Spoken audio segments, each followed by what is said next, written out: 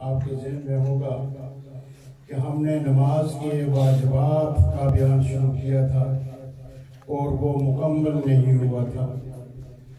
تو کل ایک ہمارے بزرگ نمازی انہوں نے اس کی یاد دہانی کرائی، مجھے بھی یاد تھا لیکن پچھلا جمعۃ المبارک ایک اور موضوع کی طرف لے جانا ضروری تھا۔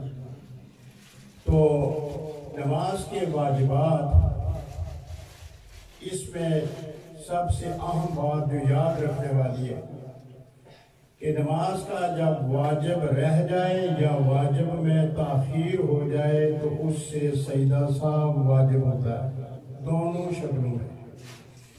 اور فرض میں یہ فرق ہے کہ اگر فرض رہ جائے تو اس کا کوئی الٹرنیٹ نہیں ہوتا، پھر نماز نئے سرے سے پڑھنا پڑتی ہے۔ البتہ اگر فرض میں تاخیر ہو جائے تو سجدہ سہو سے نماز درست ہو جاتی ہے۔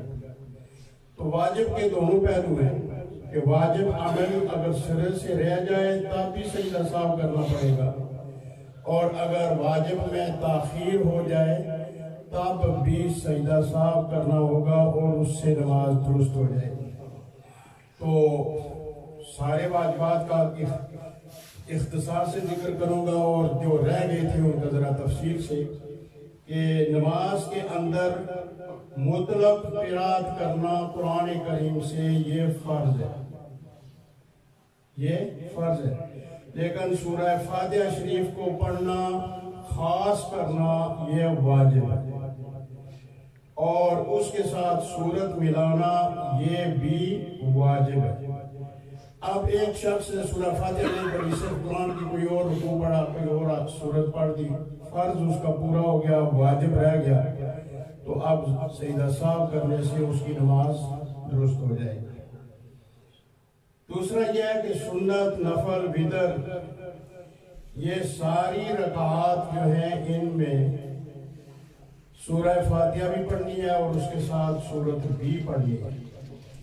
البتہ فرض نماز جو ہے، فرضوں کی نماز میں پہلی 2 رکعتوں میں سورہ فاتحہ بھی پڑھنی ہے، سورت بھی پڑھنی ہے، اور آخری 2 رکعتیں یا 1 رکعت، مثلا مغرب کی 1 رکعت ہوتی ہے، اس میں صرف سورہ فاتحہ پڑھنی ہے، سورت نہیں ملا۔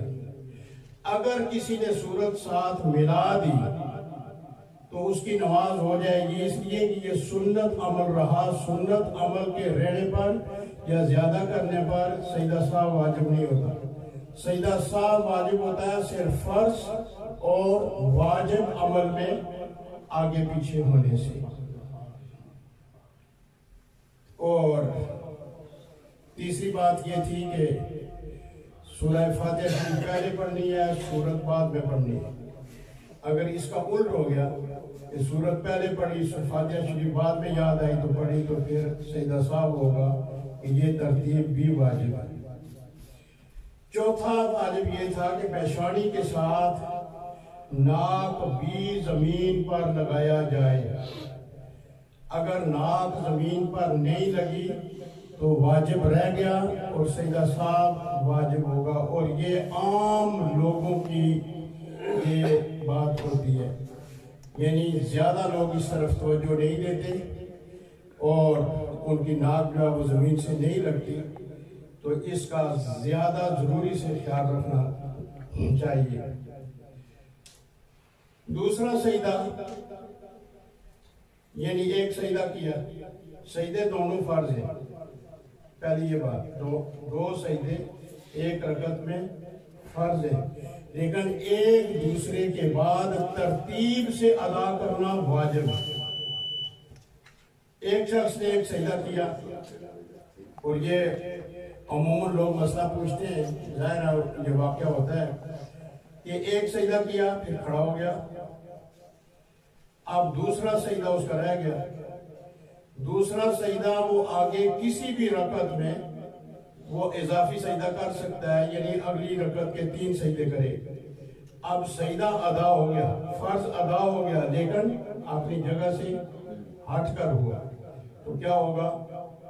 سجدہ سہو واجب ہوگا آخر۔ اس لیے کہ اس نے ایک فرض عمل کو اپنی جگہ سے ہٹایا ہے اور فرض میں تاخیر ہو گئی ہے۔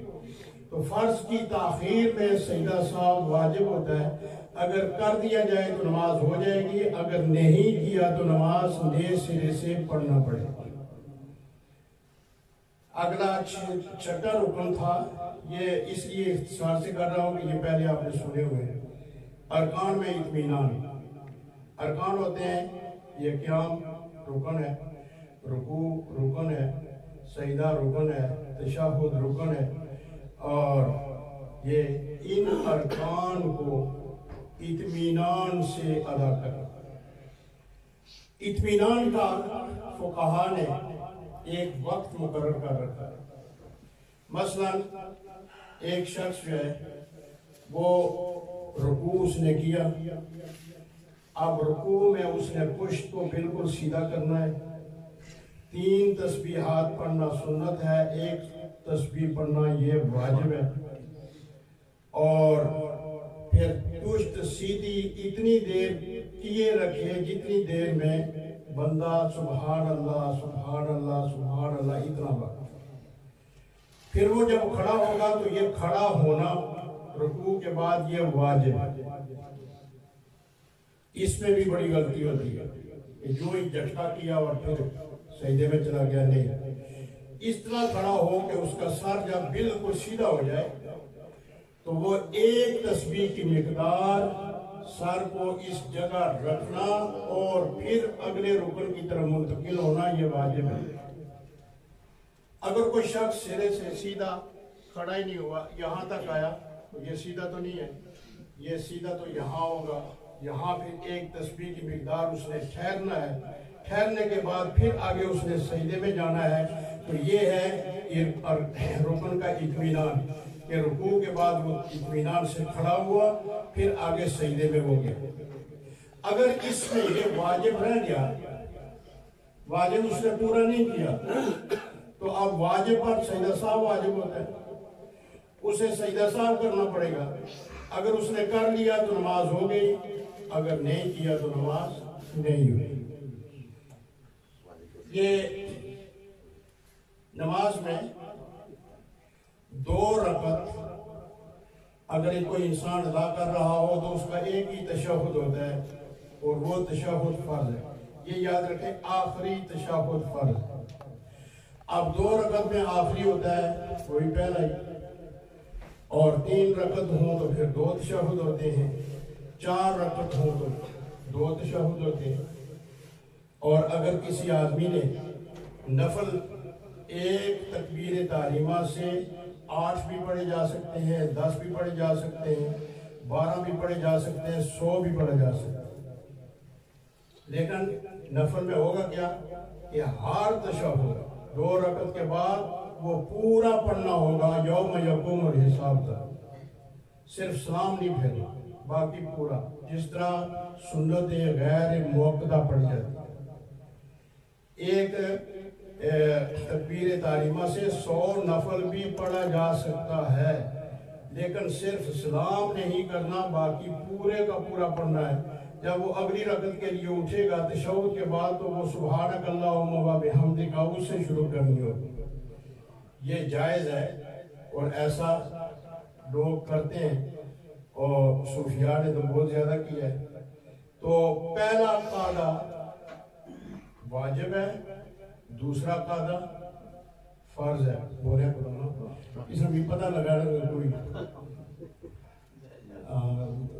بیڑی تھا لگی ہے۔ تو پہلا قاعدہ واجب ہے اور دوسرا فرض ہے۔ اب پہلا قاعدہ رہ گیا تو کیا رہ گیا؟ واجب، اور بندہ کھڑا ہو گیا، اب کھڑا ہونا قیام یہ کیا ہے؟ فرض۔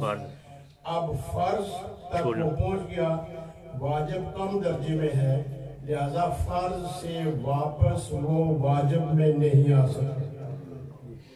یہ سیم بات ہوتی ہے وتر کی دعائے قنوت میں، کہ دعائے قنوت وتر نماز میں پڑھنا واجب ہے. کیا ہے؟ واجب ہے. اگر وہ رہ گیا یاد نہیں آتا یہ تو ساڑھے نہ بھی ہونا تو آدھا یہ تسنا پریشان ہویا میں صرف تصا بول لیا یہ کوئی بات نہیں. یہ سب غلطی نہ مسائل اس سب واسطے نے سیدہ یعنی ہر بندہ پرسی سیدہ صاحب نہ مسئلے اس سب واسطے پیدا ہوئے یہ بندے پرسن لیکن بندے کی مسئلے پتہ ہونا چاہیے نا جی کڑی جگہ پڑھو تو کیا ہونا یہ سارا واجب ہے. تو سیدہ اب اس نے دعا قنوت نہیں پڑھی. یہ پہلا تشہد اور یہ دعا قنوت کا مسئلہ برابر ہے. دعا قنوت نہیں پڑھی رکوع میں چلا گیا. اب رکوع کیا ہے؟ فرض. رکوع کیا ہے؟ فرض. رکوع فرض ہے. فرض سے واجب میں نہیں جا سکتا. جب فرض سے واجب میں جائے گا تو پھر اسی کا نماز وہاں ختم ہو جائے ٹوٹ جائے گی. نماز وہاں ختم ہو جائے. یہ اکثر میں مسئلہ دسنا رہنا چونکہ امام قاسوانی رحمۃ اللہ علیہ نے اس کو اسی مثال سے لکھا ہے کہ جس بندے کے حق ادا کرنا فرض ہے مثلا والدین بے شک قرآن ترجمے میں یہی کہا نا یسألونک ماذا ينفقون قل ما انفقتم من خیر فللوالدین. بے شک کہ بندے نے اگر کچھ خرچ کرنا ہے تو کہاں سے شروع کرے؟ حضور صلی اللہ علیہ وسلم سے صحابہ کرام نے پوچھا تو اللہ تعالیٰ نے اسی وقت یہ آیہ مبارکہ نازل فرمایا یا رسول اللہ آپ فرما دیجئے اپنی امت کے لوگوں کو مسلمانوں کو اگر تم دینے کے قابل ہو تو پھر فَلِلْوَالِدَيْنِ ماں باپ سے پھر اپنی بیوی اور اہل و عیال سے. یہ پہلا خرچے کا. اب ایک بندہ نہ ماں باپ کو دیتا ہے نہ بیوی کو دیتا ہے کہ رونے زیادہ تھے اور نہ اولاد کا خیال رکھتا ہے لیکن تیسری جگہ وہ خرچ ضرور کرتا ہے تیسرے چوتھے آدمی کا. تو جس طرح واجب فرض کو چھوڑ کر واجب کی طرف بندہ واپس جائے تو نماز ختم. اس طرح حقوق و لباد میں اگر فرض رشتے کو چھوڑ کر دور جائے گا تو وہ صدقہ ختم. چاہے وہ زکوٰۃ ہو چاہے وہ صدقہ فطر ہو چاہے وہ نفلی صدقہ ہو. اس لیے اس تقریب کو یہ آج کل چونکہ برادریوں میں بڑے الجھاؤ ہیں. بھائی سے پھٹا ہوا ہے بھائی بہن سے پھٹا ہوا ہے بہن بھائی سے پھٹی ہوئی اور وہ حقوق پورے نہیں ہوتے. بڑے بڑے حاجی نمازی مولوی مفتی سارے تو جب وہ اس چیز میں وہ آتے ہیں افریقہ امریکہ میں تو پیسے جاتے ہیں وہ ٹیلی فون کے ذریعے سے لیکن اپنے پڑوس میں اپنا بھائی جو ہے وہ دوسرے لوگوں سے مانگ کر کھاتا ہے اس کو نہیں دیتا. وہ دوسرے سے مانگ کر کھاتے ہیں لیکن اپنے ان کو نہیں دیتے. ان اپنوں کا بار دیا ہوا چاہے وہ سونے کی مسجدیں بنا دیں وہ اللہ کی راہ میں وہ مقبول نہیں ہے کیونکہ وہ اصل فرض چھوڑ کر گئے ہوئے ہیں. اصل فرض جو ہے اسے چھوڑ کر وہ گئے ہوئے ہیں. اس لیے اس مسئلے کو ہمیشہ ذہن میں رکھیں کہ فرض کا مقابلہ کوئی اور عمل نہیں کر سکتا. فرض ہے اور اس کی ادائیگی بندے کے ذمہ بالکل یعنی فرض ہی ہے. فرض سے آگے تو حکم ہی کوئی نہیں حرام سے آگے کوئی حکم نہیں. اب ماں باپ کی خدمت نہ کرنا کسی دوسرے کی خدمت کرنا جس کا حق کوئی دوسرے تیسرے چوتھے درجے میں آتا ہے یا سرے سے آتا ہی نہیں تو وہ حرام ہے. ایسا کرنا حرام ہے. اپنی بیوی کو مفروق الحال رکھنا اور دوسروں پر خیرات کرنا یہ حرام ہے. اپنی اولاد کو دین نہ سکھانا نہ پڑھانا ان کی لک آفٹر نہ کرنا اور آگے اور لوگوں کے لیے کرنا یہ بھی حرام ہے. اس لیے کہ جو اصل قو انفسکم یا